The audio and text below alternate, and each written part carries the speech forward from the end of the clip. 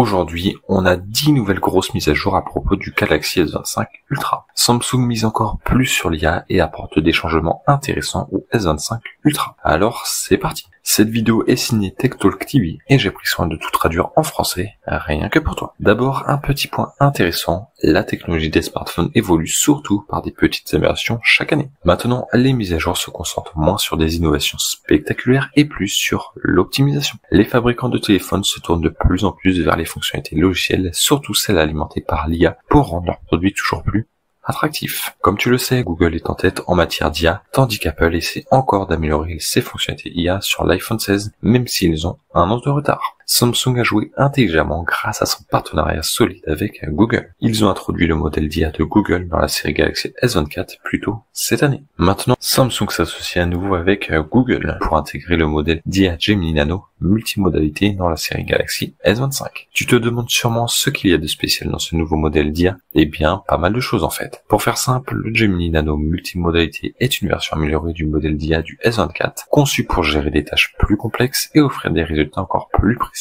et utiles. Ce qui le distingue, c'est sa capacité à traiter des informations provenant de différentes sources, que ce soit du texte, des images ou de l'audio, ce qui rend ses réponses plus intelligentes et précises au niveau contextuel. Le gros avantage, c'est que tout est traité directement sur l'appareil, donc pas besoin de passer par le cloud pour utiliser ces fonctionnalités. Le Pixel 9 utilise déjà ce modèle d'IA pour des fonctionnalités comme des captures d'écran Pixel, Talkback et l'enregistreur Pixel. Et maintenant, le S25 Ultra va en faire autant. C'est là que les choses deviennent vraiment intéressantes. Plus tôt dans la journée, Mediatek a annoncé que son prochain chipset Dimensity 9400 sera optimisé pour le modèle Google Gemini Nano avec multimodalité. C'est sympa, mais ce qui fait vraiment parler, c'est un détail dans le communiqué de presse officiel de Google. Certains spéculent en se basant sur la formulation qu'un futur téléphone Samsung pourrait être équipé d'un chipset Mediatek haut de gamme. Certains disent même que ça pourrait être le Galaxy S25. L'idée, ça serait que le S25 et le S25 Plus soient disponibles soit avec des puces Snapdragon, soit Mediatek selon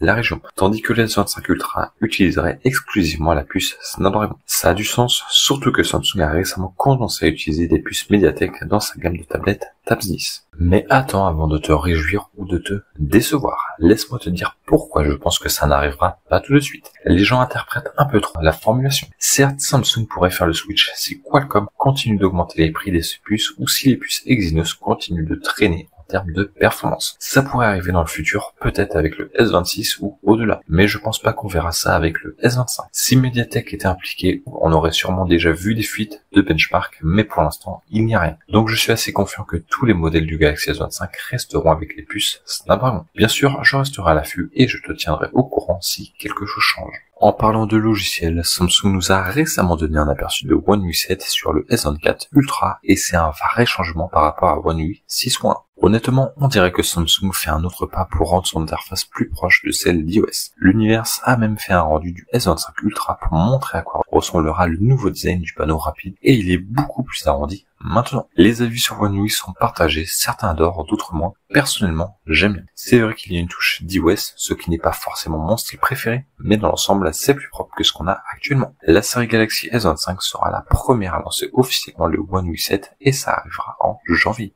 Parlons maintenant des tailles. On a une fuite de protège écran qui montre les différences exactes de taille dans la gamme S25. Le S25 Ultra est moins arrondi que les autres modèles car il doit faire de la place pour le S Pen. Beaucoup se demandent si le S25 Ultra aura aussi une protection Gorilla Glass Armor et la réponse est oui. Cependant, ce qui est plus intriguant, c'est la possibilité que le S25 standard et le S25 Plus aient un revêtement anti-reflet, sinon le Gorilla Glass Armor. Si tu ne connais pas, Samsung a récemment ajouté un revêtement anti-reflet à ses dernières tablettes Tab S10. Et d'après ce que j'ai vu, ça réduit les reflets de manière impressionnante, presque au niveau du S24 Ultra. Il est important de noter que les tablettes n'utilisent pas le Gorilla Glass Armor, mais plutôt la technologie de Samsung. Les Tab S10 et S10 Ultra ont ce revêtement, donc ça a du sens que Samsung l'intègre dans ses téléphones phares, le S25 et le S25 Plus, même si ce revêtement n'offre pas le même niveau de résistance aux rayures que le Gorilla Glass Armor. Il fait une vraie différence au quotidien, surtout pour une utilisation en extérieur. En plus de ça, on a un aperçu sympa d'une maquette du S25 Ultra. Son modèle en aluminium est utilisé par les fabricants de coques, mais il nous donne une bonne idée de la prise en main du téléphone. Ce qui ressort, ce sont les coins plus arrondis par rapport aux coins plus carrés auxquels on est habitué sur les modèles Ultra. Les objectifs de la caméra sont également placés beaucoup plus près les uns des autres que sur le S24 Ultra. Le S25 Ultra sera 4 mm plus fin et 14 grammes plus léger que le S24 Ultra, donc il devrait être plus confortable à tenir en main. Il y a aussi une maquette du S25 standard, où on voit encore une fois les objectifs de caméra rapprochés. En parlant de ça, on a aussi eu des fuites de coque qui confirment tout ce qu'on entend sur le design du téléphone. Passons maintenant aux performances. Le S25 Ultra sera équipé de la puce Snapdragon HN4 dans le monde entier, mais il y a un twist. Elle ne s'appellera pas Snapdragon HN4. Qualcomm va apparemment la renommer Snapdragon 8 Elite. C'est une grosse affaire pour Qualcomm, car c'est leur première puce avec les nouveaux cœurs Orion, les mêmes utilisés dans les puces Snapdragon X Elite pour ordinateur portable. Ces cœurs offrent un gain de puissance significatif, donc Qualcomm veut s'assurer que tout le monde comprenne que c'est un grand pas en avant. Et en parlant de puissance, le S25 Ultra, avec cette nouvelle puce, a déjà été testé en benchmark et il dépasse officiellement l'iPhone 16 Pro Max en score Geekbench, ce qui en fait la puce de smartphone la plus rapide du moment. Encore plus fou, la fréquence de la puce est cadencée à 4,47 GHz, ce qui est dingue, surtout qu'elle est construite sur un processeur de 3 nanomètres. On s'attend donc à des améliorations en termes d'efficacité, donc toute dépense d'énergie supplémentaire de la puce sera probablement compensé. Ça veut dire qu'on peut s'attendre à une autonomie de batterie similaire, voire meilleure que celle du S24 Ultra. Ensuite, il y avait des rumeurs selon lesquelles le S25 Ultra viendrait avec 16 Go de RAM et Ice Universe a maintenant confirmé que c'est bien le cas. Cette RAM supplémentaire est là spécifiquement pour garantir que les fonctionnalités d'IA tournent de manière fluide et efficace. Mais il ne s'agit pas seulement de mémoire en plus. Les rapports précédents indiquent que le S25 Ultra pourrait aussi être équipé du dernier module de RAM LPDDR6D, offrant un gros gain en performance et en efficacité par rapport à tout ce qui est disponible actuellement. Enfin, une bonne nouvelle pour toi, si tu as récemment mis à jour ton téléphone vers One UI 6.1, tu as peut-être remarqué que Samsung, en ajoutant de nouvelles fonctionnalités sympas, a retiré un favori des fans,